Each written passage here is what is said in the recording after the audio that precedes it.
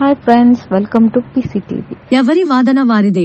ఏపీలో ఏ మీడియాను నమ్మేది? స్థానికులకు ఇందులో వాస్తవం ఏమిటో తెలుస్తుందేమో గాని ఆ ప్రాంతం దాటి బయటి నుంచి చూసేవారికి అసలు తప్పెవరిదో మాత్రం స్పష్టత రాదు. దాడులు, ప్రతిదాడులు, ఏదైనా ఘటనలు జరిగినప్పుడు అసలు బాధితులు ఎవరు అనేది ఎలా తెలుస్తుంది? ఘటనలు జరిగిప్పుడు వాస్తవాలు ఎలా వెలుగులోకి వస్తాయి? ప్రభుత్వ పథకాల్లోనో కార్యక్రమాల్లోనే అక్రమాలు, అవినీతి చోటు చేసుకుంటే ఎలా తెలుస్తుంది? వీటన్నిటినీ బయటపెట్టేది కేవలం మీడియా మాత్రమే. అలాంటి మీడియా ఆంధ్రప్రదేశ్లో ఉందా అంటే చెప్పడం కష్టమే.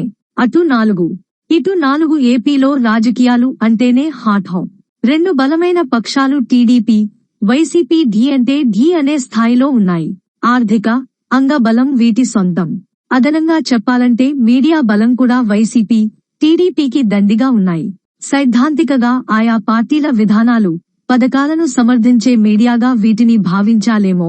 ఓ లెక్కన చెప్పాలంటే ప్రజాస్వామ్య 4వ స్తంభమైన మీడియాలో వైసీపీకి 4, టీడీపీకి 4 మీడియా సంస్థలు మూలస్తంభాలుగా నిలిచాయి.